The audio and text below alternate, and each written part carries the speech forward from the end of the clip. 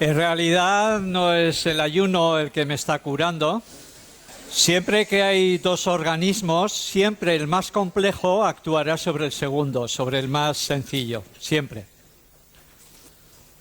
Incluso eso se puede aplicar a nivel económico. Una multinacional siempre actuará absorbiendo al pequeño, no al revés.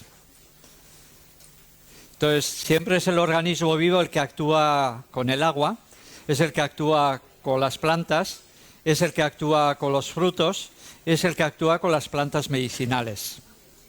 De alguna manera podríamos decir que las plantas medicinales son las que han llevado al extremo su proceso de evolución y unas han hipertrofiado la raíz, como es el ginseng, otras han hipertrofiado el tallo, como puede ser otras plantas de más de tallo o de hojas, y otras han hipertrofiado el fruto.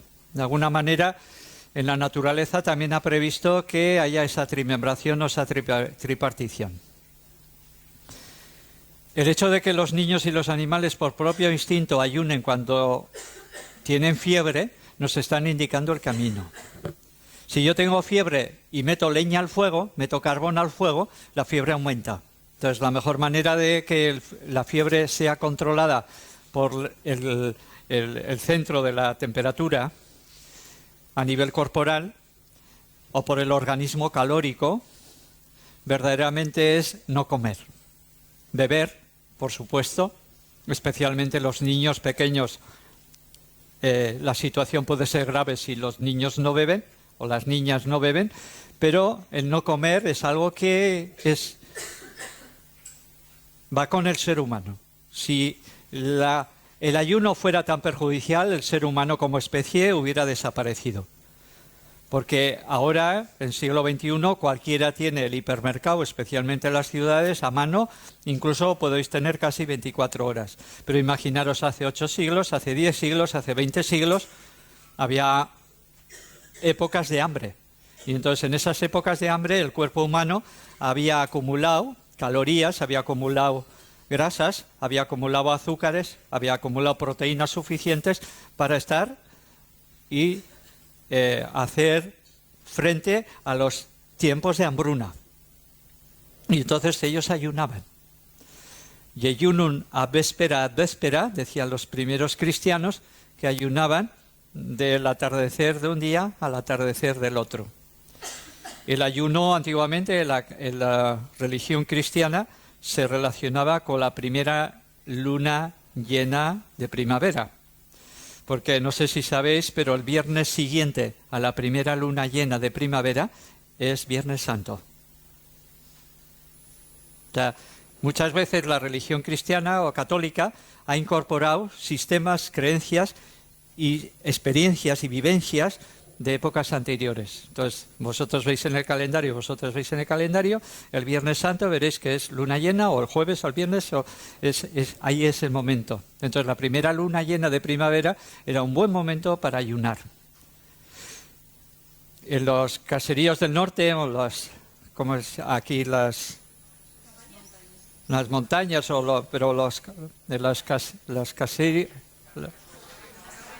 las cabañas, o no solamente en la montaña, sino en el campo, pues hacia otoño se recogía todo, manzanas, nueces, las pocas cosas que había antes aquí.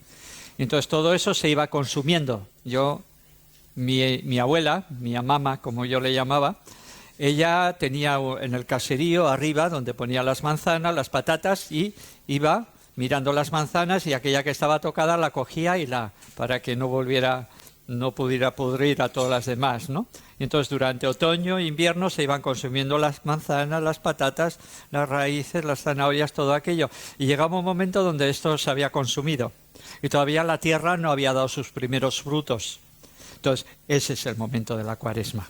O sea, hubiera sido un absurdo, por lo menos en el núcleo y en la zona donde vivimos, que la Cuaresma fuera instituido en verano, donde hay mayor ebullición, mayor fruta, mayor verdura. Entonces es un momento donde se ha consumido lo del año pasado, lo de la temporada pasada, y todavía la tierra no ha dado sus primeros frutos. Era el momento de ayunar. Es el momento donde, dejando de comer, hago que todo el sistema de eliminación se ponga en marcha en el proceso de curación. Luego os diré lo que es el corazón de la medicina higienista, que es el reparto de la energía en la nutrición, en la relación y en la eliminación, regeneración, curación. Entonces, esos tres sistemas nos explicarían muchas cosas y sobre todo cuando la eliminación necesita toda la energía, el que no haya energía para la nutrición indica, sobre todo en los niños que tienen mucha esencia y tienen un cuerpo sano todavía, la falta de hambre.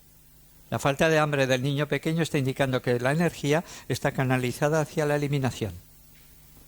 Otras veces otro gran síntoma que aparece en la enfermedad es la fatiga. La fatiga está indicando que no gastes energía en el sistema de relación. Sistema de relación es sistema musculoesquelético que me permite caminar, ponerme en contacto con los demás, el lenguaje, la palabra, el cerebro, el pensamiento, la capacidad de memorizar, estudiar, las relaciones humanas, los órganos de los sentidos. Cuando alguien está muy enfermo, todo eso se va retirando, toda esa energía de la relación y va hacia el sistema de eliminación. ¿Por qué enfermamos el fin de semana? Durante toda la semana hemos estado con toda la energía trabajando en el movimiento, llevando a la escuela a los niños, cuidando al padre, luego haciendo la comida. Toda la energía está hacia afuera. El fin de semana, cuando descansamos, sábado y domingo especialmente, si descansamos, toda la energía, ya no gasto energía afuera, entonces la energía se invierte hacia adentro y empieza a hacer un repaso. Y en ese momento aparecen los síntomas, que son síntomas de desintoxicación, pero confundimos con síntomas de enfermedad. Medicina convencional todavía tienen que distinguir que una cosa es síntomas de desintoxicación, de autorregeneración, de autocuración, y otros son síntomas de enfermedad. Entonces, cuando yo descanso, toda la energía hace un repaso a todo lo que no he podido curar durante la semana. El primer día de vacaciones no me da tiempo a entrar en crisis, pero el segundo o tercero sí. Es fácil que entre. Y a veces decimos, ¿por qué yo ahora que estoy segundo o tercer día de vacaciones y ahora enfermo? ¿Qué mala pata? Ahora enfermo.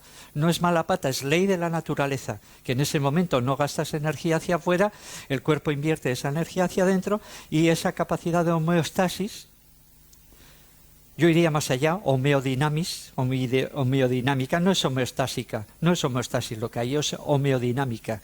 Esta es la capacidad de adaptarnos a un mundo cambiable, es la capacidad de salud del ser humano. Sin demasiado adaptarnos, porque este mundo está enfermo, y si nos adaptamos demasiado al mundo dejamos de ser nosotros y también enfermamos, o sea, enfermamos por ambos lados. Pero cuando yo descanso y encima como menos, parece que empeoro. A mí me suele gustar decir que entramos en la enfermedad por unos síntomas y salimos de la enfermedad pasando por los mismos síntomas y pagando peaje. Me vais a entender enseguida. Yo trabajé durante 3 años y medio con toxicómanos. Estoy hablando del año 83, 84, 85. Entonces era el caballo inyectado. Entonces la persona venía era un toxicómano con caballo, venía a pasar el síndrome de abstinencia, sabíamos que íbamos a quitar la heroína y entonces aquello le iba a hacer bajar a vómitos, tiritonas, desasosiegos, frío interior. Pues es un síndrome de abstinencia. Cuando alguien deja la droga se encuentra fatal, pero esto no indica que vaya peor. Parece que va peor para curarse. Un alcohólico que deja el alcohol puede tener el delirium tremens, puede ver formas oscuras, formas medio seres humanos, medio animales, y puede pasarlo mal, pero precisamente se está curando. La mejor forma de quitar un delirium tremens es volver a beber. La mejor manera de quitar un síndrome de abstinencia de heroína es pincharse otra vez de heroína. Una característica que yo vi cuando trabajamos allí con personas que se pinchaban heroína es que cuando se pinchaban en Tudela y volvían a casa, la piel le olía a rayos. Es una de las cosas que más me impactaba. Este ya se ha pinchado. Y en una de ellas, no allí, sino en otra casa, fue el que en ese momento era mi cuñado. Llevaba año y medio sin pincharse, bajó a Estella, esta fue en la segunda casa, bajó a Estella, subió y yo le olí ese olor corporal de la heroína, un olor oscuro, frío, desagradable, y yo supe que se había pinchado. Y él aceptó que se había pinchado. Entonces, claro, el cuerpo a veces enferma para curarse. Parece que enferma. Si yo tengo un pozo y tengo el pozo sucio por dentro, aunque aparentemente el agua esté limpia, yo entro a trabajar en el pozo y a limpiar el pozo. Y limpio el pozo. Y quito la porquería, el lodo, el barro que hay. Y de repente veo que todo se ha ensuciado. Yo sé que si dejo otra vez posar ese agua, el agua se volverá más limpia, el pozo está más limpio. Pero siempre tengo que tener en cuenta que cuando me voy cuidando, el cuerpo entra en crisis de desintoxicación, en crisis de curación. Yo quito embutidos, conservas, sal, vinagre, carne, y de repente parece que empeoro. Y hay personas que quieren hacer una alimentación vegetariana, pero de repente se encuentran peor. Parece que están peor, pero para curarse. Y entonces tienen miedo y entonces quitan y vuelven otra vez al chorizo y a la carne procesada. Un día, hace 3 años, en el Cursal, en el pequeño Cursal de Donosti, me salió aquella... No era el doctor Vizcarra el que hablaba, sino hablaba el Carmelín que llevo dentro. Y ese Carmelín se reía antes de decir aquella barbaridad que dijo en ese momento. Dijo, mira qué difícil ser vegetariano, es muy difícil ser vegetariano, es tremendamente difícil ser vegetariano en un mundo donde hay tantos chorizos. Hace poco, en una entrevista que me hicieron, les decía que la carne, a veces la carne procesada es muy mala, pero a veces que cierta carne le procesen y le lleven a la cárcel va muy bien para todos. Todos sabemos que es una de las causas que se relaciona con el aumento de tumores. En el estudio de China, Colin Campbell creo que es, estudió en China, se estudiaron a miles y miles de personas y vieron que aquellas personas que consumían más proteínas y más grasa tenían más posibilidades y más frecuencia de tener cáncer. Hace poco, a Henry Joyeuse, que es un cancerólogo francés, hablando sobre la vitamina D, él decía que se había visto que las mujeres que tenían unas tasas de vitamina D más bajas en el cuerpo tenían hasta un 25 o un 30% más de posibilidades de tener cáncer de mama. Y es un cancerólogo el que está escribiendo ahí. Ahora, es un cancerólogo hereje. Y entonces, cada vez vamos a ver que la vitamina D tiene que ver con la hormona de la luz. No con la vitamina que se produce, sino hay algo de hormona de la luz la que se está produciendo a través de la vitamina D.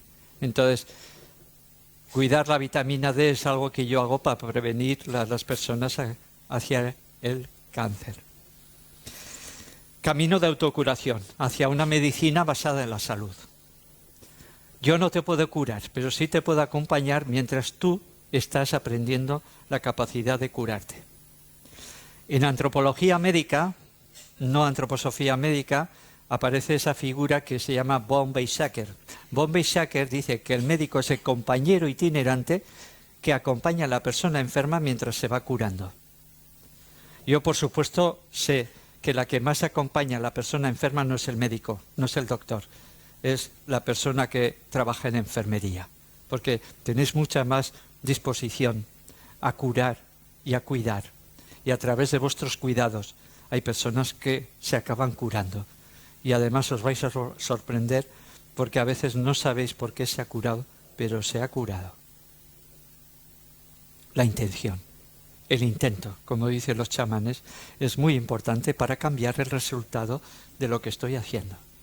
La física cuántica dice que cuando yo pongo la intención en un sentido, cambio el resultado de lo que estoy poniendo en estudio. Entonces, si yo no creo en la homeopatía, voy a demostrar que la homeopatía es un desastre. Pero si yo llevo 30 o 40 años en homeopatía, o como yo en medicina antroposófica, voy a demostrar que eso funciona. Pero es que funciona en animales y en niños pequeños. Hace poco mi hija tenía a la noche tos, y hay un remedio que se llama Tuspag, que es un remedio excelente, es de los mejores que existen. No voy a decir el laboratorio porque no es el momento, pero a las 3 o las 4 de la mañana, ella que estaba medio adormilada, le dio una cucharilla y después de estar tosiendo continuamente toda la noche, en 3 minutos dejó de toser. Al día siguiente volvió a toser. Y fue mi mujer la que me dice, levántate porque está la niña, venga a toser. Fui a la habitación y le desperté mínimamente para que no le fuera a nivel bronquial. O sea, no se enteró. tomó media cucharilla de Tuspag, al de 2 minutos, 3 minutos, dejó de toser. ¿Qué era el remedio? ¿Qué eran las expectativas del remedio? ¿Qué era el resultado con el que yo estoy convencido? Porque el efecto placebo no existía en ese momento y en ese lugar. En medicina se sabe, y si hay algún médico seguro que me podéis corroborar, de que cuando sale un medicamento, las expectativas que ponen los médicos en ese medicamento son unas expectativas muchísimo mayores, hacen que el resultado de ese medicamento sea más eficaz. Cuando ya empiezas a ver efectos secundarios, efectos colaterales, que no hace tanto efecto, entonces bajan las expectativas y aquello da menos resultado. Y eso hay estudios que lo hacen. Ya no es efecto placebo, es efecto de que tú creas en algo, porque cuando tú crees, creas. Cuando tú crees, creas. Entonces, estar convencido de lo que estoy haciendo es lo primero para que la persona ponga en marcha la capacidad de autocuración. Si yo me equilibro y yo soy como un diapasón que me equilibro, ese diapasón que está un poco en desequilibrio y en enfermedad, que desde su vulnerabilidad va buscando mi apoyo, si a mí me ve en mi centro, en mi centramiento, yo voy a ayudar a que esa persona vuelva a su centramiento. Palabras de Antonio Blay. Me parece que es muy importante que yo, como enfermera, pueda estar centrada para que la persona pueda estar centrada delante de mí. Si yo hago meditación, si yo como sanamente, si yo hago yoga o respiración, o tengo un sentido espiritual de la vida, entonces puedo ayudar. Y ya no es necesario leer libros y saber muchas teorías, tú estás experimentando. Yo soy de la opinión, no solamente hay que ver para creer. Yo suelo decir muchas veces hay que creer para poder ver. Hay que estar abierto.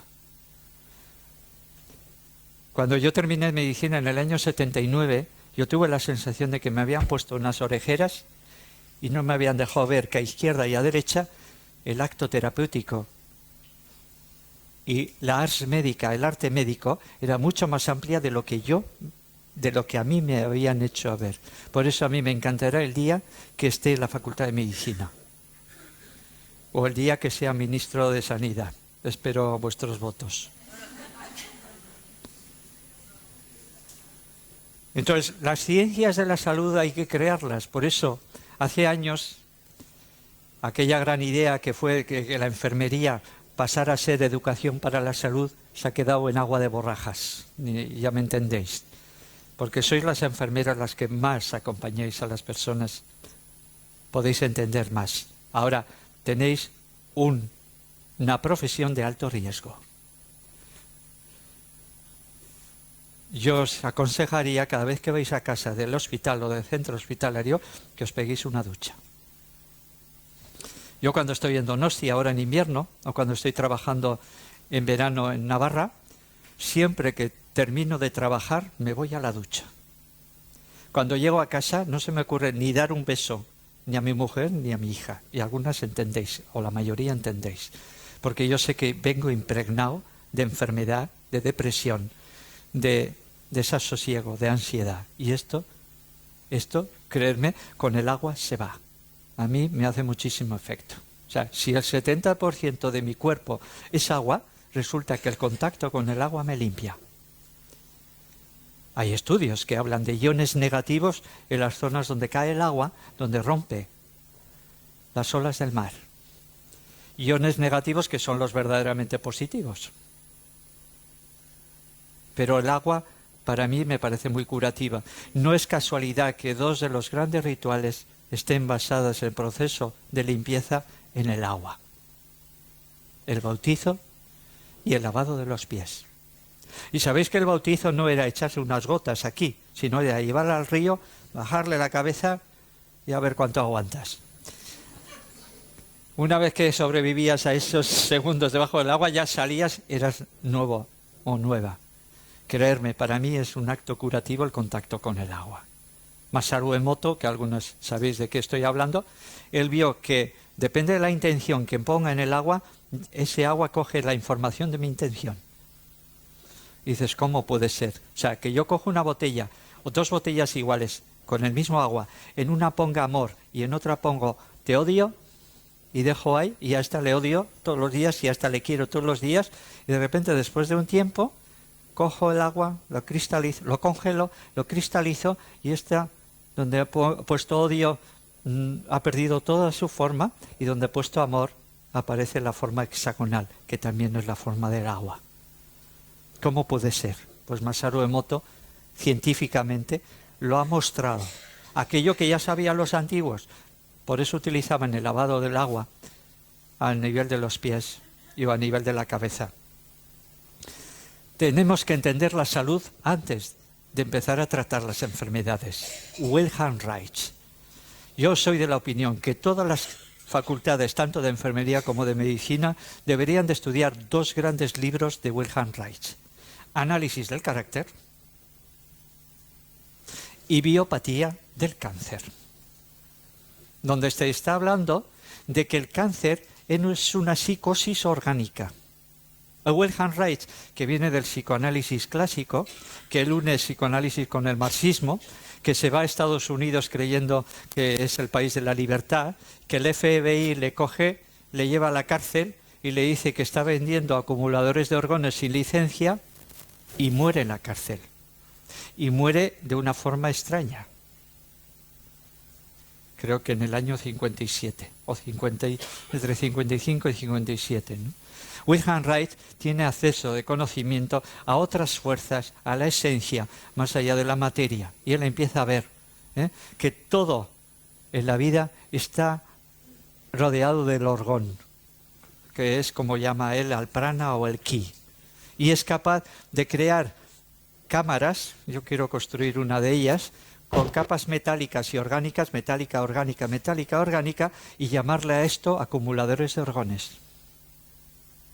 Y eso existe. Ahora, si no quiero ver, no voy a ver. Por eso os digo que no solamente hay que ver para creer, sino hay que creer para poder ver. O por lo menos no cerréis la puerta. Y luego experimentarlo, vivenciarlo.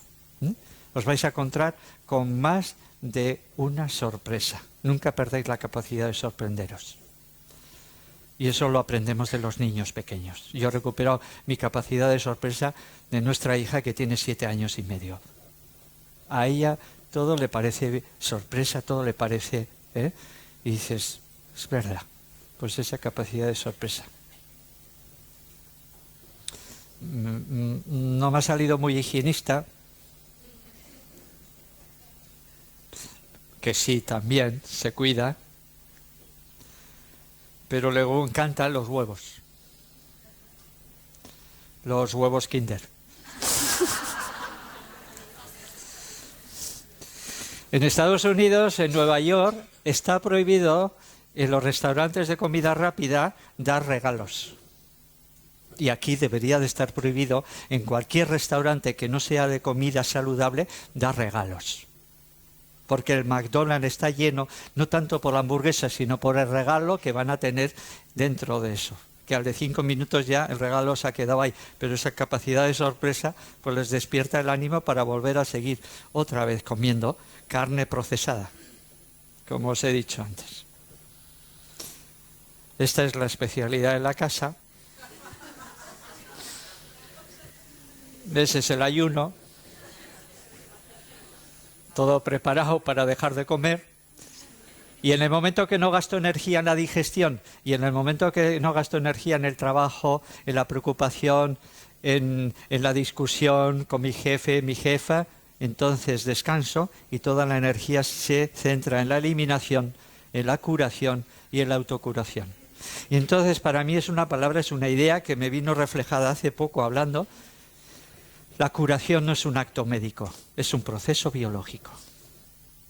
Lo dije hace un mes, estábamos cambiando la página web y en una reunión explicando a aquella persona que nos está cambiando y actualizando la página web, me vino esta idea, pero desde aquí, o sea, desde las tripas, yo creo. La curación no es un acto médico, es un proceso biológico. Para los médicos antiguos, la curación es volver a recolocar a la persona en orden, en armonía con el universo. Para los médicos antiguos la enfermedad aparecía cuando la persona había perdido la armonía, el equilibrio con el universo, con el macrocosmos, y entonces se destabilizaba el microcosmos. ¿Cómo hacer que ese microcosmos volviera otra vez al macro y volviera a permitir que eso regulara la armonía y el equilibrio? Esa es la curación. Para mí, ¿cuál es el método mejor para que el macrocosmos se una con el microcosmos? Dejar de pensar. Cuando mi mente se aquieta, en los momentos grandes donde mi mente se aquieta, el exterior y el interior se vuelven uno. Todos los grandes místicos han sabido que el exterior no es más que una faceta de mi interior. Rudolf Steiner, a quien le debo mucho, porque él vino a hacer ver cosas que ahora estamos vislumbrando, ¿no? Pero con toda la humildad del que sabe, él dice que cualquier inventor, cualquier persona que traiga una idea nueva a la humanidad, es una persona que está captando del inconsciente colectivo algo que está a punto de emerger. Y eso va a surgir y va a emerger. Entonces, para mí, en este momento, habiendo recopilado toda la atención vuestra y después de haber aguantado la primera parte estar aquí, pues yo sé que ahora, a través de vuestra atención, a través mío, puede emerger cosas que os pueden ayudar. Y a cada una de vosotras os va a ayudar una cosa diferente. No vais a oír la misma charla. Porque depende de vuestras experiencias, de vuestras vivencias, de vuestra historia, de vuestra biografía. Depende de lo que habéis vivido, vais a colorear lo que estoy hablando. Y entonces el ser humano está encuadrado en 4 grandes sistemas.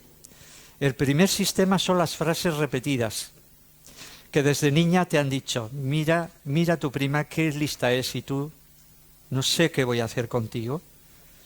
Mira tu primo qué limpio es y tú, si eres chica y todavía eres peor que tu primo que es chico. Esas cosas, frases repetidas, van calando y te van haciendo que la autoestima baje a los suelos. Otra cosa que nos va programando son los hábitos familiares, las costumbres sociales. No es lo mismo vivir en Cantabria con una familia de Cantabria que vivir en Andalucía, que vivir en Finlandia o que vivir en Brasil. Nos impregnamos de todo que hay hábitos familiares. Nos impregnamos de costumbres sociales y culturales. Entonces, somos hijos de una programación. Entonces yo suelo decir que muchas veces para curarnos tenemos que resetear el disco duro. Y ahora esto me entendéis. O sea, quitar frases repetidas, hábitos familiares, costumbres sociales y culturales.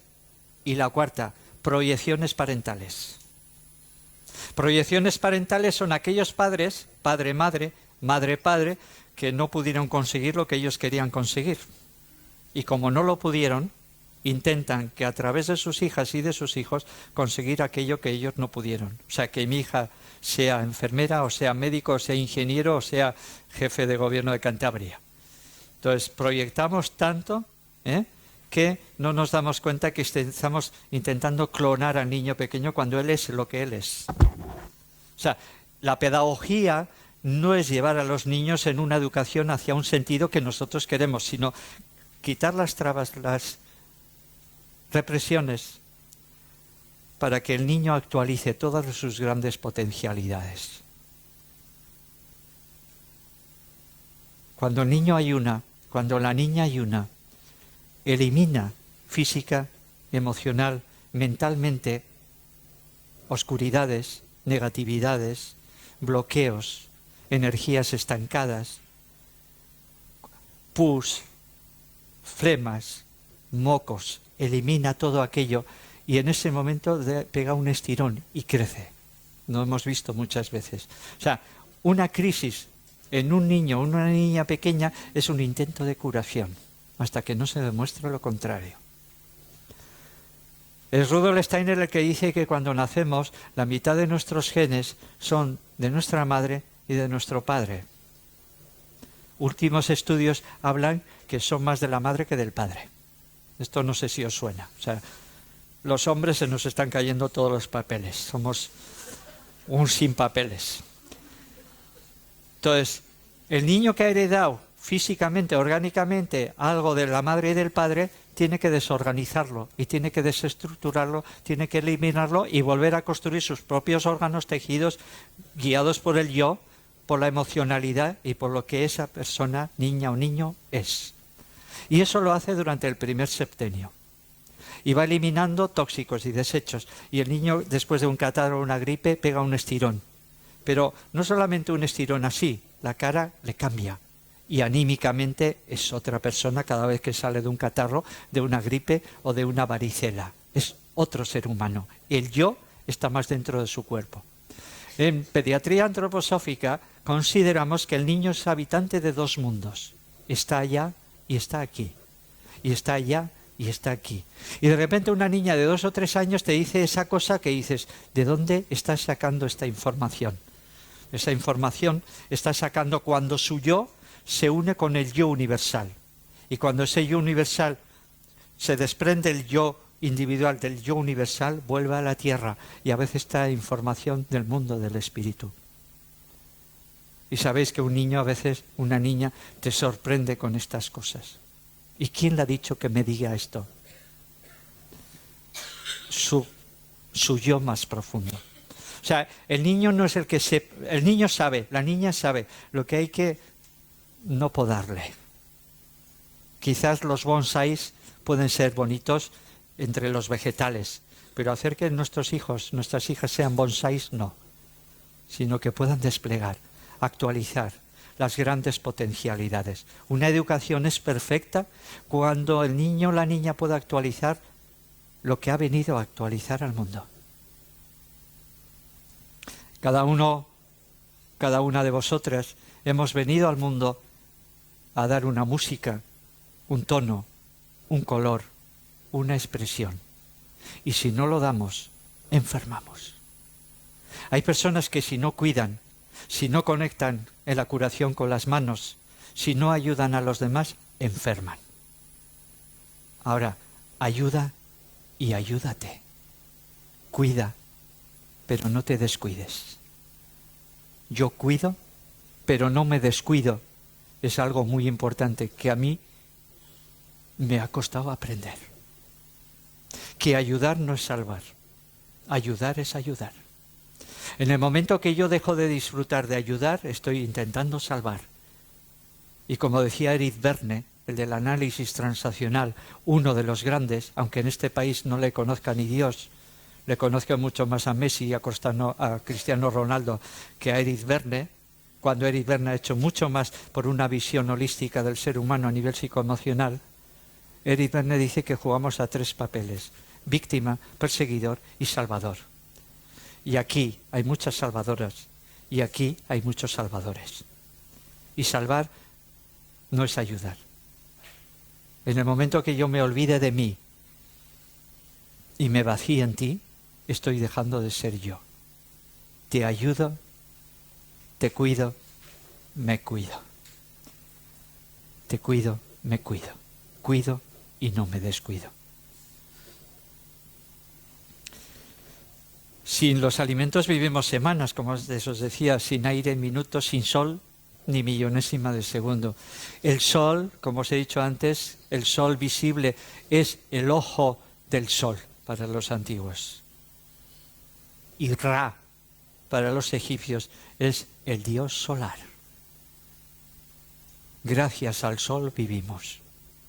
Gracias al sol pensamos, gracias al sol sentimos, gracias al sol organizamos nuestro organismo físico. Es el alfa y el omega de todo lo que hay en el sistema solar. Es el corazón del sistema solar. Para los antiguos alquimistas, el proceso del sol, el proceso del corazón, el proceso entre los minerales del oro o el proceso entre los vegetales de la primera planta que sale al sol, la prímula, son los mismos procesos. Ellos hablaban de la misma asignatura. La misma asignatura hay en el sol que en el corazón, que en el oro. Por eso en enfermería antroposófica, cuando queremos organizar el sistema solar, que está como centro en nuestro corazón, damos una pomada de oro. Veleda, Francia, porque todos sabemos que en Pirineos empieza Europa, o sea, de Pirineos para arriba Europa. Alguien me dijo el otro día, África, no, deja a los africanos, esto no hables mal de los africanos. Estamos en España y Spain is different. Entonces, ¿cómo se puede anular? O sea, yo llevo 40 años trabajando con el ayuno, yo llevo 25 años trabajando con medicina antroposófica y yo, ¿estaré engañado? Pues no, a mí me funciona. Dejen que funcione, dejen que yo actúe y que cada uno libremente elija el tipo de medicina, el tipo de medicamentos, el tipo de enfermería que considere más adecuado para despertar la capacidad de autocuración. Porque ningún vegetal, ningún mineral, ningún remedio homeopático, ningún remedio antroposófico, ninguna medicina química, ninguna medicina convencional nos cura, sino como mucho despierta la capacidad de autocuración de mi cuerpo. Si mi cuerpo está en una crisis inflamatoria enorme, tremenda, porque tengo una colitis ulcerosa, hacer un ayuno es posible que si estoy en plena crisis no me sirva para nada. En ese momento tengo que dar un corticoide. Yo doy el corticoide, desinflamo y en ese momento puedo ayunar. Lo he vivido varias veces, de tal manera que ahora cuando alguien viene con colitis ulcerosa le digo, mira, cuídate y si va esto a menos puedes ayunar. Pero si no, aquello está tan inflamado que hay que desinflamar. Entonces, todo tiene su lugar. Es una medicina integrativa. Lamentablemente, aquellas personas que se consideran en el poder, que creen que saben, son los que están intentando desde la medicina integrista impedir que nosotros podamos expresar. Y yo expreso desde mi experiencia. No os cuento los libros que he leído, que han sido muchos, pero que luego los he experimentado. Entonces, desde esa vivencia puedo sentir que el cuerpo, la mente, las emociones se pueden curar. Y para mí el método máximo de curación está aquí. No es que el ayuno me cure. Ahora diréis, pues he venido aquí para que me hables del ayuno y me dices que no me cura. Es verdad, no es el ayuno el que me cura, es el cuerpo el que se cura cuando está ayunando. Cuando estoy ayunando. Clive McKay, en 1934, él descubre que la restricción calórica en las ratas de laboratorio aumentan su vida. Y no solamente eso, sino disminuye los tumores y las enfermedades crónicas. Y estadísticamente, cuando mayor es la restricción calórica y más cercana al ayuno, la prolongación de vida es mayor. O sea que cuando no comes, vives más. O sea, cuando más ayuna, vives más.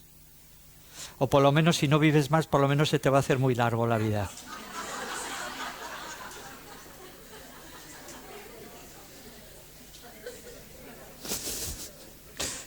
Entonces hay un tiempo para cada cosa, lo dice la Biblia, hay tiempo para comer y tiempo para no comer. ¿Tengo hambre? Como. ¿No tengo hambre? No como. ¿Le mordería la oreja a la vecina porque me ha sacado de quicio? Y ella no es la culpable.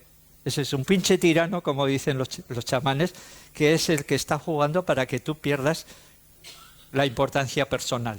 Porque en el momento que tú quites la importancia personal, te van a inestabilizar mucho menos. Pero te vas a encontrar con pinches tiranos. Es más, yo soy de esa opinión. Cuando la vida empiezas a cuidarte, hay ciertas fuerzas que van a salir a tu paso para que tú no cambies. Entenderme o creerme, si no me entendéis. Las fuerzas oscuras están haciendo en este momento lo posible para que el ser humano deje de pensar por sí mismo y sea pensado por los que nos gobiernan o por los que nos manden.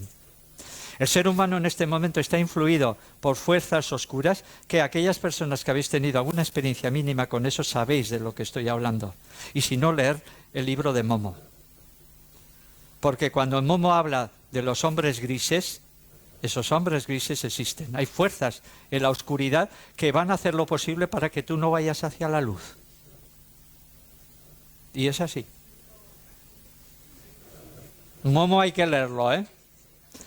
Y entonces en el paradigma teníamos a Asclepio, el dios de la intervención, de la medicación, y tenemos a Panacea, que es el cúralo todo, la cúrala todo, Panacea, pandemia, Panamérica, es todo lo que abarca todo, ¿no? Es la piedra filosofal de los grandes antiguos alquimistas, que ellos con el polvo de proyección intentaban que el plomo, lo más oscuro, lo más pesado, se convirtiera en oro. Para los alquimistas, ellos decían que el plomo siempre va tendiendo hacia el oro. Todos los metales van hacia el oro.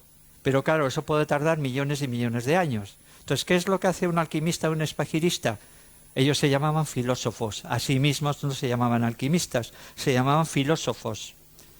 Los sabios o los que estudian o los que conocen la vida, o los estudiosos de la vida, ¿no? O de la sabiduría, ¿no?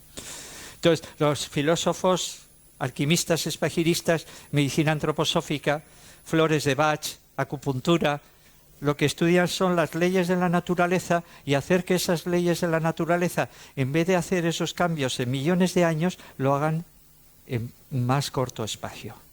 Este es el arte de vivir, este es el arte de la transformación. A algunos os sonará, si digo Aurobindo y madre, os sonará. Aurobindo y madre, en ese tándem del animus y el ánima, de lo femenino y de lo masculino, trabajan toda su vida para llevar conciencia a las células. Hacer que nuestro cuerpo se convierta en cuerpo de luz es el futuro. Ahora, no sé si el futuro es dentro de 100 años, dentro de 1000 o dentro de 1.000.000 de años, pero vamos hacia ahí. De tal manera que en medicina y en enfermería vamos a cuidar dentro de 50 años con la luz. Y si no, cuando nos veamos dentro de 50 años aquí, os lo recordaré. Yo por lo menos voy a venir a veros. Y Geia es la otra. Es curioso porque Rudolf Steiner se adelanta a la parte femenina. Le llama Veleda a su laboratorio. Veledas eran las mujeres sanadoras en la tradición celta y germana. Y en honor a una Veleda, a una mujer sanadora que le queman los romanos en tiempos donde el hombre era incapaz de ver a la mujer y al poder de la mujer como complementaria, o complementario yo como hombre de ti, entonces quemaron a muchas personas de conciencia. Y una de ellas fue Veleda. Y ese es el nombre del laboratorio, el único laboratorio que hay de medicina antroposófica en España, y que en mayo, desgraciadamente, porque toda esta presión se siente, en mayo va a desaparecer como medicamento químico y solamente quedará como producto cosmético. Y esto es otra de las pérdidas. Estamos perdiendo muchas cosas. Entonces, para eso es importante veros a tantas personas reunidas aquí, escuchando a una persona que cuenta cosas tan raras, porque cada vez son menos raras. Para mí, sin el concepto espiritual de la vida, no estaría trabajando con el ayuno. ¿De qué me sirve hacer ayunar a la gente, hacer pasar hambre? No sé, el karma que me estoy creando, porque joder, cuando vaya para el otro lado me dijeran, tú que has hecho pasar mucha hambre a la gente, ahora vas a hacer tú ayunos. Bueno, os puedo decir que yo también he hecho ayunos. He hecho un ayuno 25 días y al de 23 días del ayuno me llama una mujer de allí de Galicia y me dice, Carmelo, ¿dónde estás? Estoy aquí con la niña que está jugando en el parque. Y digo, ole tú, le salió. Un ayuno, cuando llevas una vida normal, con fritos, embutidos, conservas, con sal, vinagre, quitas todo eso. Ahora, cuando llevas un ayuno, otro, al final tu cuerpo se ha habituado. Pero es que están viendo, y os puedo pasar información de los beneficios que hay del ayuno en el cáncer. ¿Por qué? Porque las células cancerígenas están consumiendo mucho más azúcar que las normales. De ahí aparece el PET, que es ese aparato que a ti te capta las células que más consumen azúcar, porque ese azúcar está marcado por un radioisótopo, por un marcador radiactivo. Entonces, se sabe que las células cancerígenas están consumiendo muchas más veces azúcar que las normales. Tú le bajas la glucosa, haces un ayuno, 16, 18, 24 horas la glucosa ha descendido a 50, 70 miligramos por 100 mililitros y de repente las células sanas que estaban consumiendo azúcar empiezan a consumir cuerpos cetónicos. Pero las células tumorales, este cambio de pasar a consumir glucosa a cuerpos cetónicos les cuesta. Y ahí es donde hagas quimioterapia, o hagas radioterapia, o hagas ayuno, hay procesos de curación. Y yo puedo hablar de curaciones con el ayuno. Y sorprende. Monique Coudard es una mujer que se curó con el ayuno.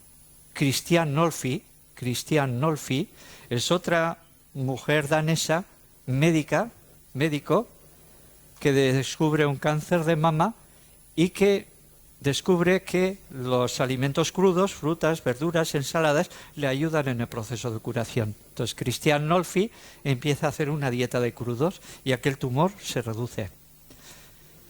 Desaparece el tumor y ella se da por curada y vuelve a comer normalmente. Y Christiane Nolfi se encuentra otra vez con el tumor que vuelve otra vez a la dieta de crudos, de alimentos vivos, y aquel tumor desciende.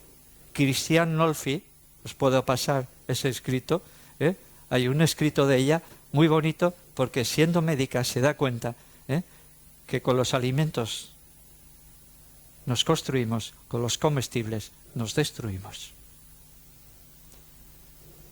Entonces, hoy será el día que espero que si hay algún oncólogo o oncóloga o alguien que trabaja en oncología, a la siguiente persona cuando se está haciendo quimioterapia, radioterapia, porque una de las consecuencias es que hay vómitos, que hay náuseas, que no hay ganas de comer, le digáis, pues no comas. Porque al no comer haces una hipoglucemia, y las células tumorales les cuesta hacer este cambio de bioquímica hacia el consumo de cuerpos cetónicos. Y funciona. En el libro del ayuno hablo de varias personas con su propio escrito de procesos de curación. Y una de ellas es una mujer que hace 18 años, Hilda Moedo, una amiga desde el corazón, una meiga de estas gallegas, hace 18 años estaba en un hospital en Madrid y me llama y me dice, oye Carmelo, que me dicen que no salga del hospital porque si salgo me muero. Claro, yo entonces, ahora soy muy diplomático, Entonces le dije, sal. Y salió. Y se puso a comer frutas, ensaladas, Su hija me escribió, no sé cuántos años tenía, estoy cansada de que mi madre solamente coma cucurbitáceas. Calabazas. Y luego hizo ayunos hasta hoy. Si ella hubiera creído lo que le habían dicho y la sentencia del médico a veces es sentencia de muerte, por eso cuando yo encuentro una persona rebelde dices no me voy a morir. Esto es dejar de ser paciente para ser agente de tus propios procesos de salud. Entonces, cuidar la armonía con la naturaleza es importante en la curación. Estos son los tres grandes sistemas. Este es el corazón de la medicina higienista, de Igea, o Igea. La energía se centra en el proceso de nutrición, en el proceso de relación, en el proceso de eliminación. Pero cuando alguien está enfermo, toda la energía se centra en el proceso de eliminación. Mocos, flemas, orina oscura. En ese momento, cuando dejo de comer, toda la energía se centra aquí. Cuando descanso, cuando dejo las preocupaciones, cuando hago un ayuno de noticias sin ver la televisión, toda la energía baja aquí, a la eliminación, regeneración y curación. Cuando dejo de comer, la boca se pone seca, la lengua pastosa, la orina oscura, el aliento es fétido o cetónico. Y me podíais preguntar, Carmelo, ¿cómo? Pues espera, la lengua blanca, la lengua pastosa, la orina oscura, el aliento, el sudor, la piel huele. ¿De qué me estás hablando? ¿Del ayuno o del empacho? Un día yo me di cuenta que el empacho y el ayuno dan los mismos síntomas. Y aquellas personas que habéis hecho, ni tan siquiera estoy hablando de 3 o 4 días de ayuno, 24 horas de ayuno, veréis que en el momento que dejáis de comer y os saltáis una comida, hay la energía que se canaliza hacia la eliminación, hace que la orina sea más oscura. Yo suelo recomendar muchas veces el ayuno de entre 18 y 24 horas. Dices, hoy ceno por la noche, mañana no desayuno, no como y me salto hasta la noche. No os podéis imaginar la capacidad curativa que hay en eso, que ahora en América, como si hubieran descubierto el mundo, le llaman ayuno intermitente. Sí, pues eso estaba descubierto ya. Cuando los médicos higienistas desde el siglo XIX, el primer médico higienista fue Jennings. Jennings en Estados Unidos se dio cuenta que lo importante no era tratar la enfermedad, sino acompañar a la persona con hábitos de vida saludable. Entonces le decía, come de esta manera, hace ejercicio.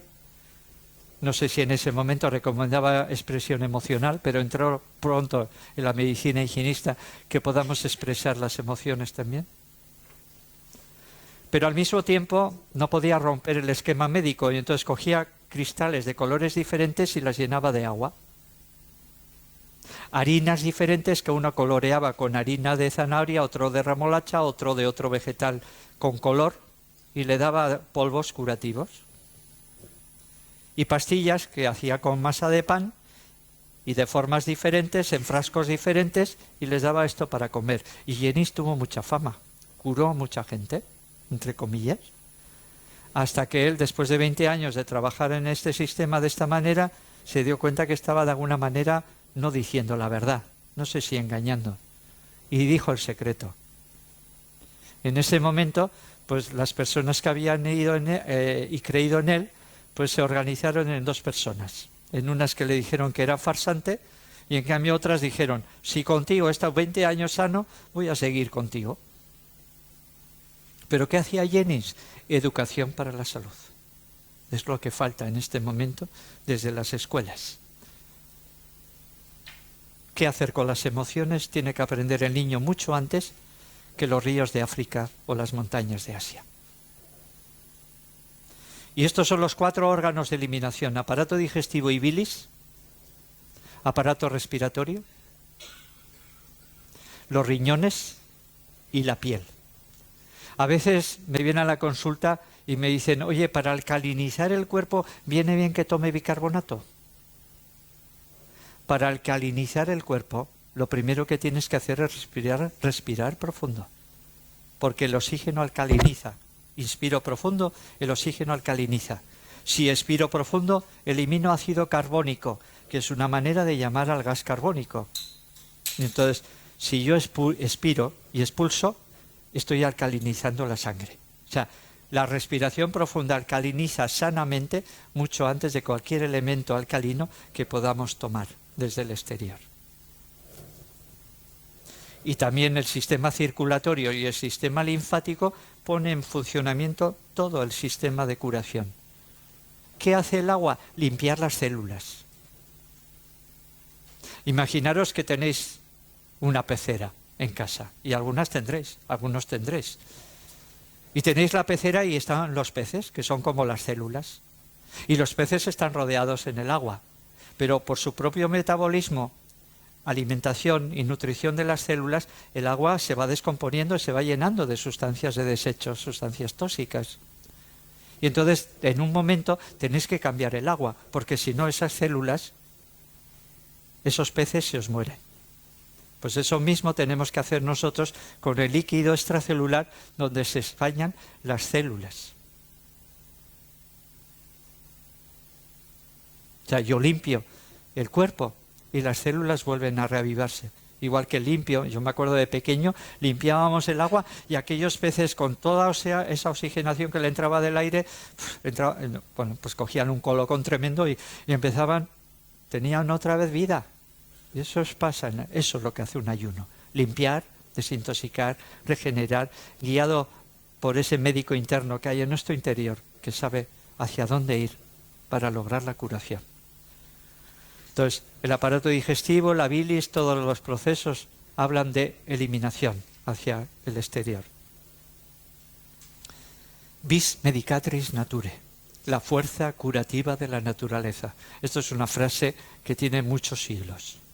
Y que todos los médicos que tenían relación con la naturaleza y con la capacidad de curación de la naturaleza habla de que la curación es un proceso biológico, como os he dicho antes, no en esas palabras, y que tiene que ver con que las fuerzas curativas de la naturaleza me impregnen.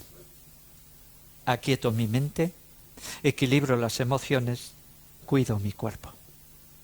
De hecho, para mí los 4 pilares de la curación están: cuidar el cuerpo, curar el cuerpo, armonizar las emociones, aquietar la mente y despertar la conciencia.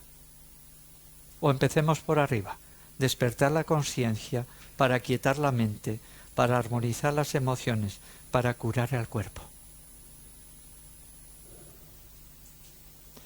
Mysterium magnum, decían los antiguos alquimistas y espagiristas. La palabra espagiria viene de spaun y gerein, que significa solve coagula, que es una palabra acuñada por Paracelso.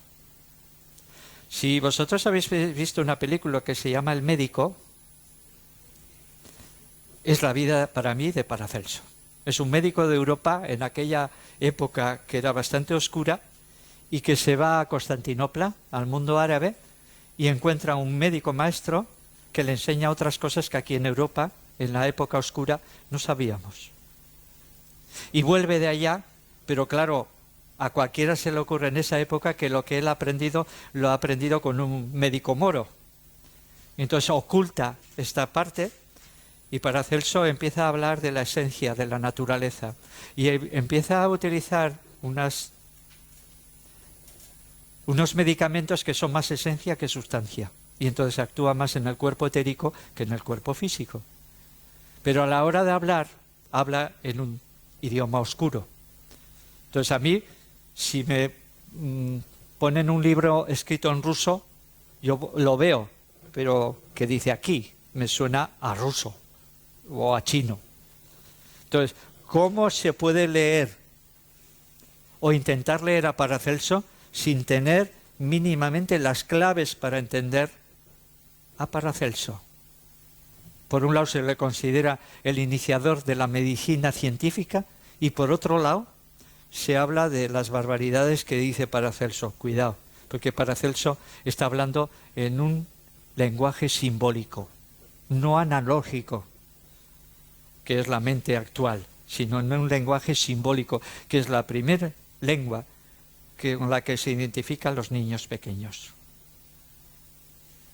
Igual que en épocas antiguas ellos hablaban de un lenguaje simbólico, de mitos y de símbolos, pero no os creamos que aquello no existía, sino que ellos veían esa realidad que nosotros no vemos. Nosotros hemos bajado del mundo del espíritu a la materia, podemos manejar mucho la materia, manipular la materia en el sentido bueno, pero también en el sentido malo, pero hemos olvidado la conexión con el mundo espiritual.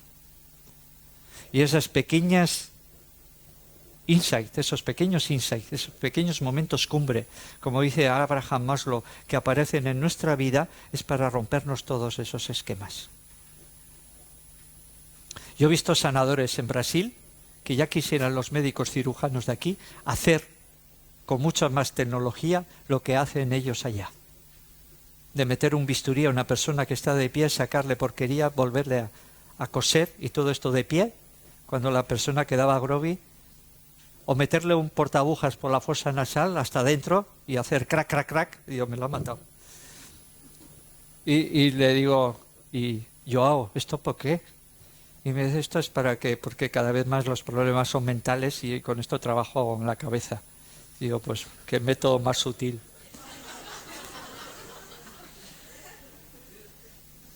En Porto Alegre, al sur de Brasil, vi a un psiquiatra trabajando con una mujer de unos 20 y tantos años entrando en trance, en mediunidad. Entonces, supuestamente esta mujer entraba en trance y le daba al médico información de lo que ella había vivido en supuestas vidas anteriores.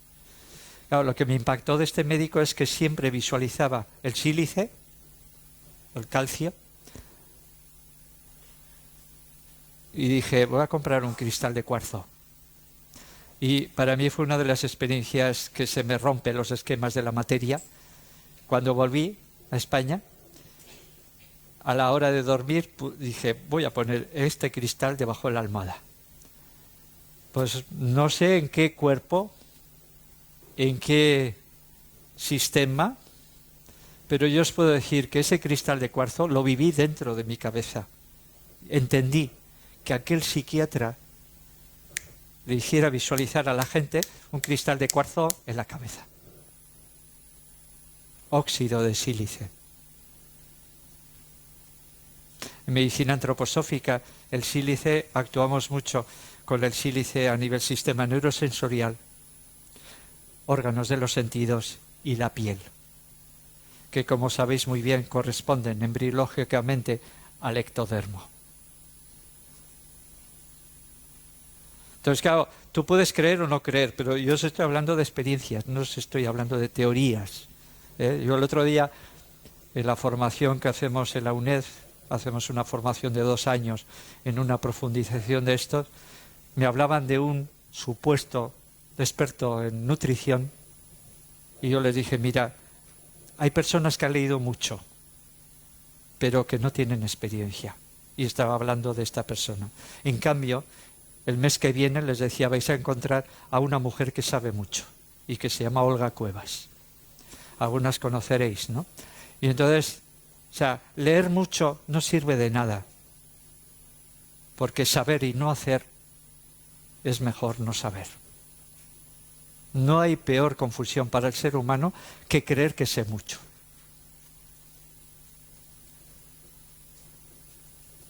O sea, si aquel que sabía mucho dijo yo solo sé que no sé nada, es porque había quitado el ego, había quitado el personaje y le había mandado afuera de él todas sus creencias y sus opiniones de sí mismo. Perder la importancia personal, cuando antes es camino hacia el proceso de salud.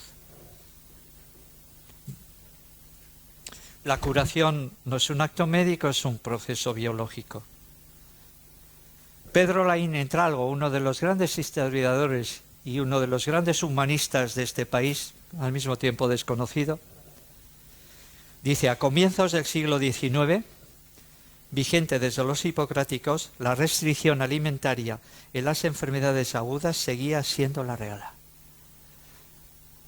Hasta 1850, cuando las personas estaban enfermas, dejaban de comer. Mi abuela, cuando estaba enferma, mi mamá, en Durango, dejaba de comer. Cuando yo fui al sur de Navarra, a un pueblo que se llama Buñuel, en la ribera de Navarra, en el año 83, 4 y 5, descubrí que las navarricas y los navarricos decían que cuando una persona está enferma, lo único que necesita es caldico y quietud. Entonces, claro, yo viví esa parte y bebí esa parte de mi abuela. Cuando estaba enferma, tomaba caldo caliente, se iba a la cama, ella decía a sudar y al día siguiente se había recuperado. La parte médica la viví de mi madre, que ponía inyecciones a todas sus vecinas. Eran aquellos tiempos donde la jeringa era de cristal, donde se cocía, donde sacaba primero líquido, lo metía al otro frasquito del polvo, se disolvía, volvía otra vez a sacar, se bajaba en el pantalón. Yo he visto culos de todos los colores en mi casa. Y el momento mágico era este, que en ese momento yo estaba esperando, siempre mirando así como de los ojos de los niñitos, ese momento que decía ¡pac! Y siempre todas saltaban, todos los culos saltaban. Todos, todos. No ha habido una... Entonces, claro, yo pude mamar que la medicina está bien, Pero yo viví a los 7 años una operación, una grave operación. Pero en ese momento había que operar a todos los niños y quitar las anginas, la amigdaletomía.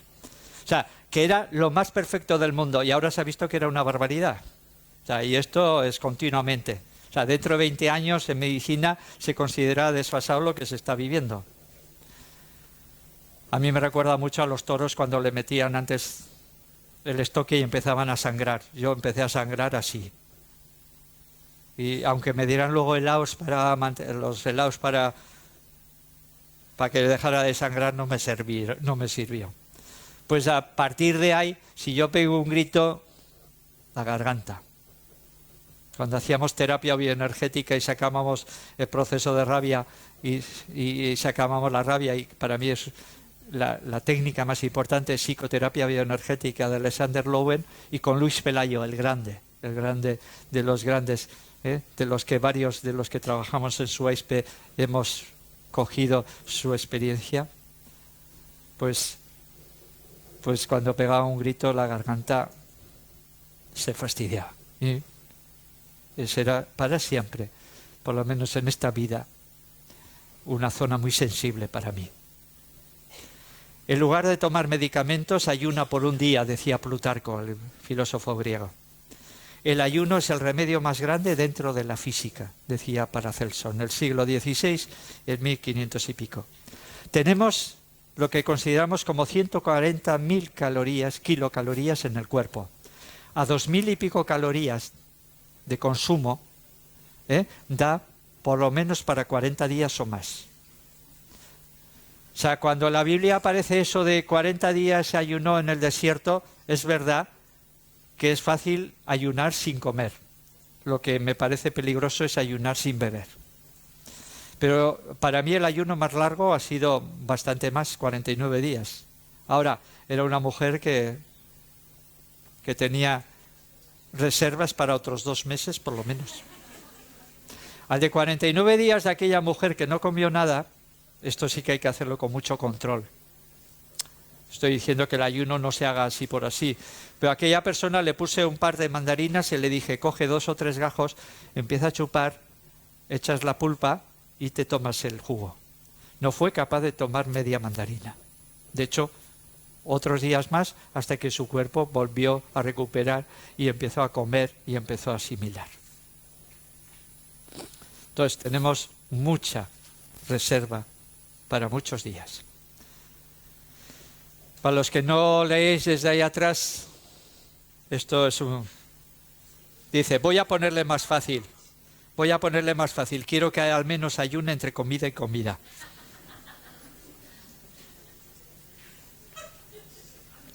Está recogido de una revista de los higienistas americanos. Conocer el ayuno. Es depósito para los tiempos del hambre, comer a plato puesto. O sea, en el ayuno no dejamos de comer, comemos de nuestras propias reservas. Esta es la diferencia. Y además bebemos, respiramos y tomamos el sol. Por eso es importante el ayuno, hacer en unas condiciones de tranquilidad, de reposo, de descanso, para que toda la energía se centre en el proceso de curación. La restricción calórica prolonga la vida. Desintoxicación corporal, equilibrio emocional, descontaminación mental, despertar, iluminación espiritual, es la cuádruple vía del ayuno. Cuando yo ayuno, mi cuerpo físico no tiene de dónde alimentarse más que de sus propias reservas.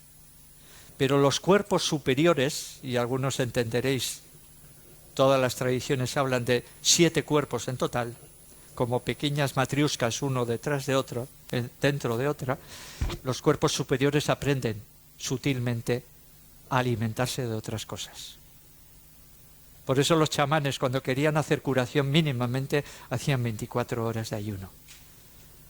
Entonces, para mí, cuando el cuerpo físico no se alimenta orgánicamente, el cuerpo energético, el cuerpo astral, el yo y los 3 cuerpos espirituales superiores aprenden a alimentarse de elementos mucho más sutiles. Y entonces te das cuenta que con una tercera parte o la mitad de lo que comías antes te es suficiente, porque todo lo que comes asimilas y además te estás alimentando de los órganos de los sentidos y de la respiración y de sentirte tranquila con tu vida. El cuerpo, por supuesto, en el ayuno no lo cura todo, cura lo curable. Es una perogrullada, pero es así. Pero la curación es inherente al organismo vivo en consonancia y en armonía con las leyes de la naturaleza y del universo. O sea, cuando todas las tradiciones adoraban al sol, no estaban adorando a ese sol físico que te tuesta por un lado y cuando estás tostada por un lado te tuesta por el otro lado en la playa del Sardinero. Estaban adorando al alfa y al omega, que hace que toda la vida, la luz, el amor y la conciencia se desarrollen en el planeta Tierra. El cuerpo se cura durante el ayuno, porque toda la energía, al ahorrar, como antes os decía en el triángulo, no hay para la nutrición, no hay para la relación, y toda la energía va eliminando, regenerando, curando. O sea, restaurar sin entrar a un restaurante es el truco del ayuno. O sea, ¿qué has estado haciendo? Me he estado restaurando con el ayuno. No hace falta comer. Por eso, saltaros una comida de vez en cuando es importante. Sobre todo cuando no hay hambre. Es descanso fisiológico, llamamos en medicina higienista. Es un cerrado por reparación, es una puesta a punto, es pasar la ITV, es me paro y me cuido y me curo. Cuidarme para curarme o cuidarnos para curarnos es la propuesta básica de la medicina higienista. El ayuno recupera energéticamente y pone una puesta en marcha y se alimenta el cuerpo de aquello que menos le sirve.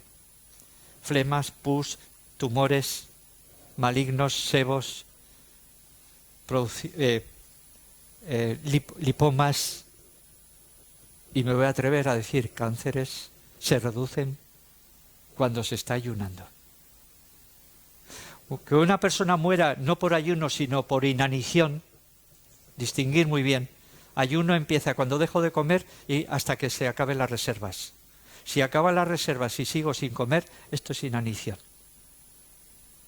Pero incluso así, puede estar 60 o 70 días antes de entrar en ese proceso. Pero bueno, yo os diría que ayunos largos siempre lo hagáis la primera vez con alguien que tenga experiencia, de saber ver qué es lo que está pasando. No pasa nada, ¿eh?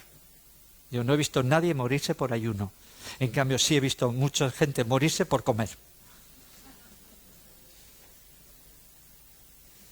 He visto mucha gente comerse por indigestión, pero no por ayuno. Entonces, claro, lo que pasa es que nuestros padres, nuestras abuelas vivieron una época donde las enfermedades tenían que ver con falta de comida. Entonces hay algo en el inconsciente colectivo que esa sensación de que si dejas de comer vas a enfermar, esto es un prejuicio. Porque si dejas de comer y vas poco a poco y no cambias los hábitos totalmente y vas poco a poco primero comiendo, quitado carnes, embutidos, fritos, voy comiendo verduras, frutas, voy frutas y ensaladas y luego frutas y luego paso al ayuno, si haces esto es como el coche que vas a quinta, a cuarta, tercera, segunda, primera. No paséis así de repente porque es como os puede dar un bajón. Incrementa la eliminación de sustancias tóxicas, pero a veces aparecen las crisis de desintoxicación. Es muy frecuente en nuestro centro, sobre todo en mujeres, que cuando vienen el domingo y el lunes hay 3 o 4 mujeres con dolor de cabeza. ¿Por qué? Porque la cafetera siempre se nos estropea el sábado. Entonces, llega el lunes, no toman café y al dejar de tomar café, una consecuencia del síndrome de abstinencia de la cafeína es dolor de cabeza, especialmente en las mujeres. No sé por qué no en los hombres. Debe ser que tenemos un electroencefalograma más plano. O sea, por 50 mujeres que al dejar de tomar café tienen cefalea y dolor de cabeza, hay como mucho un hombre que le duele la cabeza al dejar de tomar café. Primero se consume la glucosa en 24 o 36 horas, esto es lo básico, fisiológico. 24 horas la glucosa en sangre se consume, el glucógeno del hígado pasa a la sangre, también se consume, y ahí acaba y empieza la primera fase, acaba la primera, empieza la segunda. El cuerpo empieza a vivir del consumo de lípidos, una pequeña parte de proteínas, y entonces empiezan a crearse cuerpos cetónicos. Y esos cuerpos cetónicos llegan hasta donde no llegan otros elementos, que es el cerebro. O sea, el cerebro, como os he dicho antes, consume 20% de glucosa y pesa un 2% del peso. Pero solamente consume glucosa, sabe consumir glucosa. En el ayuno aprende a consumir cuerpos cetónicos. Y vive de los cuerpos cetónicos. Y si alguien de la sala, que sí habéis hecho alguien, sé que habéis hecho alguien ayuno, cuando dejo de comer y empiezo a consumir cuerpos cetónicos, hay una apertura de la conciencia. Si no hay síntomas desagradables de cefaleas, de náuseas, de vómitos, como procesos desintoxicativos, cuando tú estás ayunando dices, ¿qué pasa aquí? Puedes estar media hora mirando a los árboles y no transcurre el tiempo. O transcurre, pero el sentimiento de paso del tiempo no existe. Es como vives aquí y ahora. No os muráis sin hacer un ayuno. Merece la pena. Hay un ahorro proteico, no sé, se pierde proteína un poco al principio porque parte de la proteína, especialmente la alanina, se transforma en glucosa, pero luego, como empieza a vivir de los cuerpos cetónicos, ya el consumo de glucosa disminuye mucho. La fase tercera es la inanición, cuando el cuerpo empieza a consumir sus propias reservas. Pero incluso cuando una persona muere después de 60 o 70 días de ayuno, el hígado ha perdido 60% o 70%, porque el hígado acumula muchas sustancias. En cambio, el cerebro pierde entre un 0 y un 3%, y el corazón otro tanto. O sea, que el cerebro y el corazón son preservados de épocas de no comer durante semanas. O sea, el cuerpo guarda los órganos más vitales a expensas de consumir las reservas y los órganos menos vitales. Las etapas, os puse esto para que tengáis en las diapositivas. Estas son las fases del ayuno, las 3 fases especialmente. Esto es lo que pasa, los carbohidratos y todos los esquemas para que podáis recordar. Esto es las diferentes fases. Primero, la glucosa se consume 24 horas. Empieza a consumir lípidos, empieza a consumir un poco de proteínas y poco a poco empieza a subir el consumo de lípidos y baja el consumo de proteínas. Y poco a poco se va estabilizando en el cuerpo y consumimos los cuerpos cetónicos. Es una vía distinta que solamente aparece, como sabéis muy bien, en la diabetes. Pero los cuerpos cetónicos de la diabetes y los cuerpos cetónicos del ayuno no tienen nada que ver. No hay peligro en los cuerpos cetónicos del ayuno, aunque la orina, cuando metas la tira, te da 4 cruces, te da al máximo. Pero son las grasas que se están disolviendo. Y esto es un poco para que tengáis en el recuerdo todo lo que pasa, lo que os estoy diciendo, de las fases diferentes del ayuno. El ayuno prolongado. Entonces es un descanso fisiológico, es el caldico y quietud. Es cambiar la pecera, cambiar el agua de la pecera para que las células vuelvan a crecer. Porque a veces desde el concepto de la medicina naturista, de la fitoterapia, de la medicina natural, tenemos el concepto de mejorar la eliminación por los riñones y por el hígado y ya hemos eliminado. No, porque las cañerías pueden estar obstruidas y las células no eliminan. O sea, la primera eliminación se lleva a cabo del núcleo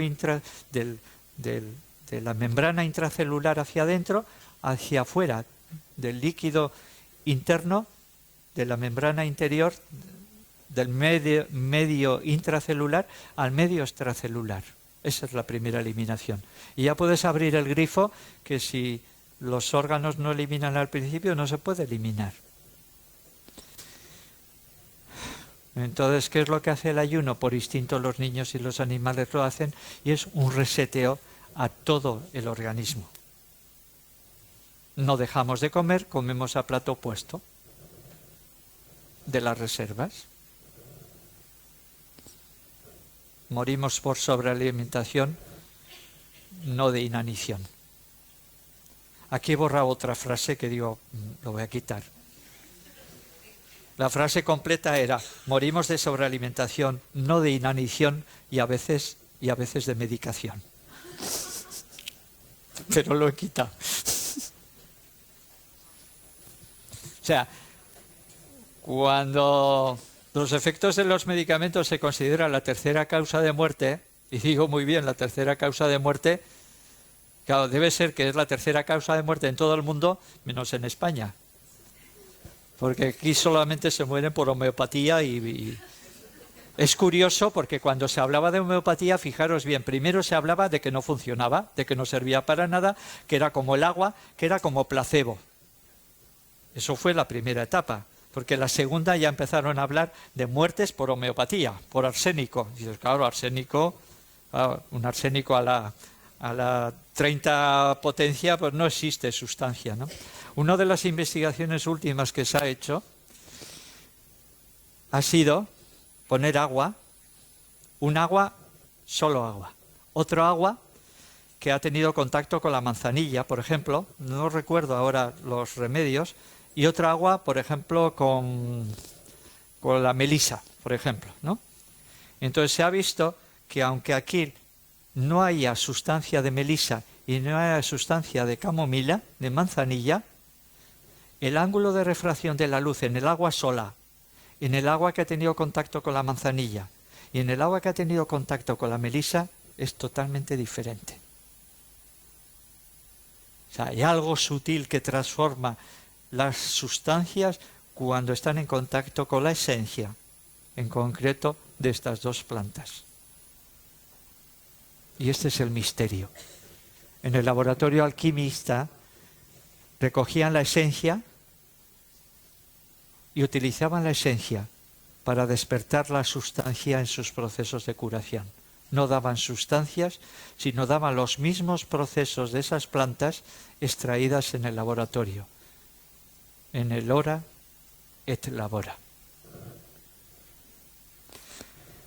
También en el ayuno, al quitar la comida, despertamos las emociones. Si muchas veces tapamos las emociones comiendo, cuidad que cuando hagáis ayuno estáis más sensibles, expresáis más los sentimientos, os sentís más vulnerables, entonces que alguien os acompañe en ese proceso, porque destapáis la olla a presión. Y entonces surgen las emociones y los sentimientos. Hipócrates decía, los alimentos en la convalecencia fortalecen, en la enfermedad debilitan. Y la hipoglucemia fisiológica produce un beneficio ante las células tumorales. ¿Por qué? Porque baja la glucosa. Fue Walter Longo el que vio que si comemos, fijaros bien, sobre todo la IGF-1. La IGF-1, que es una sustancia similar o de crecimiento de la insulina, es uno de los grandes inflamatorios. Yo si trabajara en un hospital, a todas las personas que entraran en el hospital le haría analítica de la IGF-1. En siglas del inglés, insulina, sustancia similar a la insulina, o sea, sustancia de crecimiento similar a la insulina.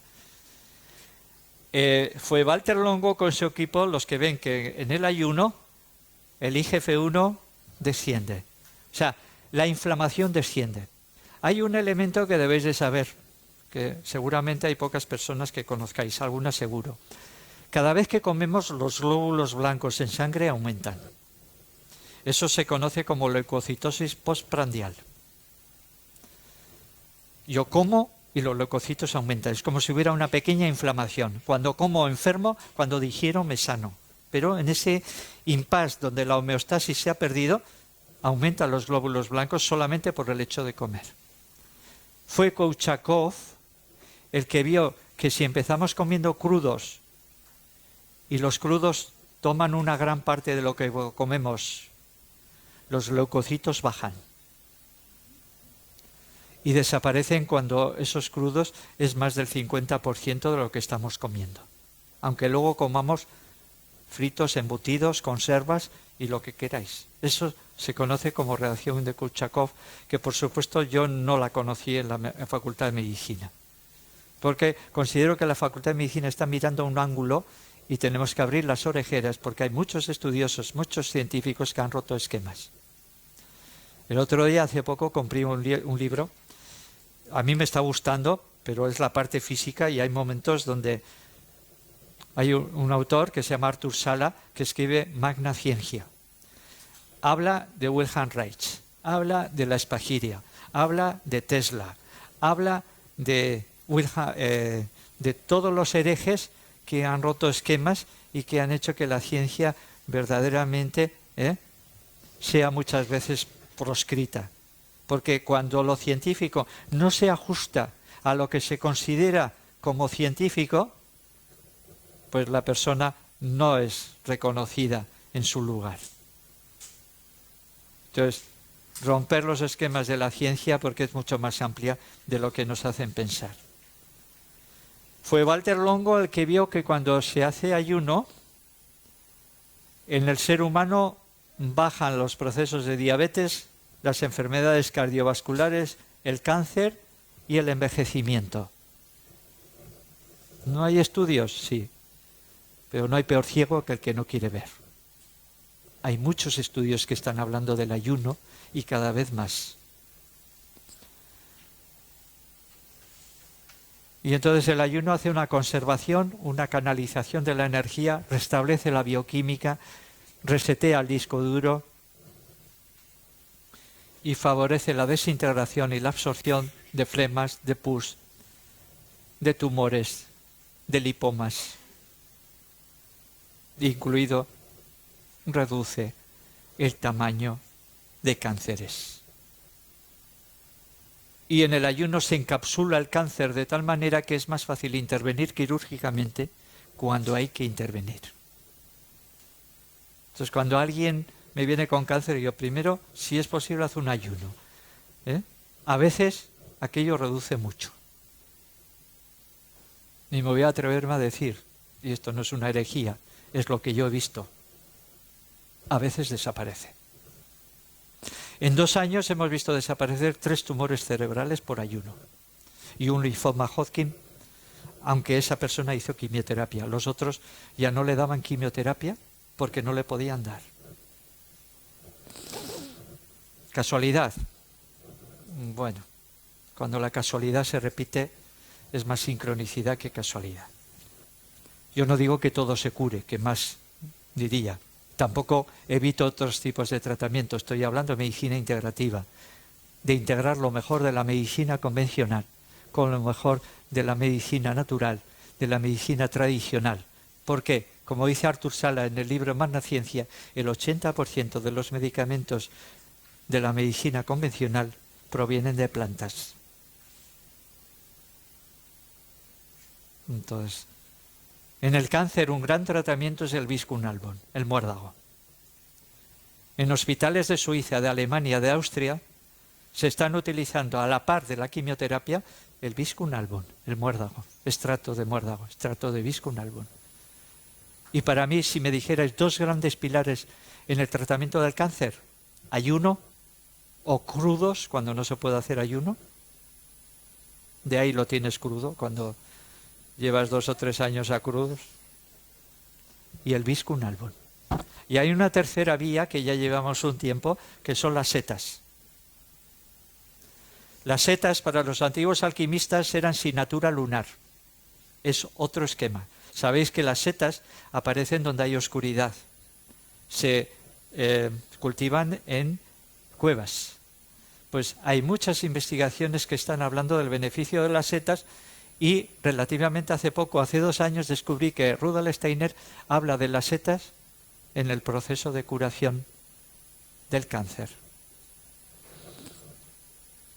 Y entonces, yo no digo que una metástasis se cure con ayuno, pero en esas primeras etapas, procesos de cáncer, se ven ayudados mucho por el ayuno. Y si haces quimio, si haces radio, si haces cirugía, tú tienes que saber que si ayunas, mejoras la capacidad de curar. Y termino enseguida. Entonces nosotros desde el punto de vista de la medicina higienista siempre hemos hablado de autólisis. Son los lisosomas con sus enzimas los que descomponen aquello que está enfermo para hacer hueco y vuelva a regenerar las células. Sabéis muy bien que los glóbulos rojos cada 120 días como media se regeneran. Menos mal que se mueren, vuelven a nacer otros en buenas condiciones. En las organelas o los orgánulos celulares pasa lo mismo. Y esto lo favorece el ayuno. Walter Longo dice que la autofagia, que es la palabra que Osumi, por lo que le dieron el Premio Nobel de Medicina, aunque esta autofagia ya se conocía desde los años 50, fue estos procesos de autofagia, la lisocima que reúne alrededor de los orgánulos muertos desechos, los descompone y vuelve la célula a recrear organelas nuevas. Y aquí esto no lo tenéis porque me habían mandado es el cáncer y el ayuno. Para los que queráis os lo mando. A través de Aitor os lo mando. Es un escrito que no habla en contra de la quimio, no habla en contra de la radio, solamente habla que cuando la radio, la quimio, la cirugía se hacen con ayuno, los resultados son mucho mejores y a veces son espectaculares. ¿Qué es lo que cura más? Si la quimio, la radio o el ayuno, no lo sé, no me importa. Lo importante es que la persona se pueda curar.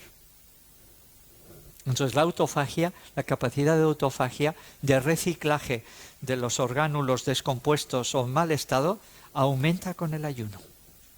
El ayuno solve y después el cuerpo puede coagular los orgánulos celulares. Y os voy a hablar, la última diapositiva, lo que dicen pues todos estos, desde Walter Longo, Cortellino, Caffa, Nencioni, está en el escrito anterior en inglés, pero hice la traducción. Literalmente dice, el ayuno fuerza a las células sanas a entrar en una lenta división, que es lo contrario de una rápida división, que es característica del cáncer. El ayuno fuerza a las células sanas a entrar en una lenta división y en modo de alta protección que les protege contra los ataques tóxicos derivados de los medicamentos anticáncer mientras sensibiliza a los diferentes tipos de células cancerosas a estas terapias. Estamos sumando, no estamos restando. Yo todavía no sé cuál es el tratamiento mejor. Rudolf Steiner dice que el Viscunalbum, él murió en 1925 y él dijo que el cáncer se iba a curar con el Viscunalbum. Todavía no, pero es uno de los grandes tratamientos y en cualquier hospital de Alemania, de Suiza, de Austria o en otros lugares están haciendo el tratamiento del Viscunalbum, del muérdago, en el tratamiento del cáncer, porque acelera la apoptosis, la autodestrucción celular programada y aumenta la capacidad del sistema inmune. El oncólogo que viene con nosotros a la formación que hacemos durante 2 años, él nos dijo una cosa muy bonita últimamente. Fijaros bien cómo el paradigma está cambiando en oncología. Ahora en vez de quimioterapia, yo me acuerdo en los primeros años, yo empecé a trabajar en medicina en el año 79-80 y vi muchas mastectomías totales, y muchas quimioterapias muy fuertes. Las dosis de quimioterapia han ido reduciendo o han ido cambiando a otras quimios menos perjudiciales. Pero es que lo curioso no es ese cambio. El curioso es que el paradigma no es luchar contra el tumor, sino es potenciar el sistema inmunitario. Esto es el gran paradigma de la oncología en este momento. Apoyo del sistema inmunitario en vez de ir en contra del tumor. Porque ese tumor que aparece ahí no es más que la condensación física de una enfermedad global. Es la punta del iceberg. Y si tú quitas ese tumor, es posible que ese desequilibrio vaya a otro órgano, aunque tú no lo unas con lo anterior. Este ha sido un poco todo el esquema que os he querido plantear. Y os recomiendo de vez en cuando saltaros alguna comida, especialmente cuando no tenéis hambre, porque cuando no tenéis hambre no tenéis capacidad de digerir. Y nos quedamos, si queréis, 5 minutos a las que no tenéis prisa, y las que queráis iros corriendo a ayunar, pues os podéis ir. Muchas gracias.